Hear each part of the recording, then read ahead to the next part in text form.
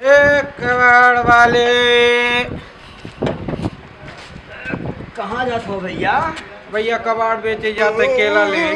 अबे केला को ढेला मार। मैं बताता हूँ कबाड़ कैसे बेचा जाए। थोड़ा हंडी भंडी दो हमको तो। हाँ, हम लग रहे हैं ना कबाड़ी। हम बताते हैं कबाड़ कैसे बेचा जाए।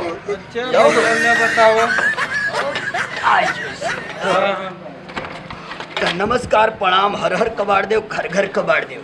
तो हम कबाड़ी समाज के चापलूस नेता जान की कबाड़ी लाल संत, कबाड़ी लाल लंड आज आप सबके बीच में कुछ कहे आयल बने।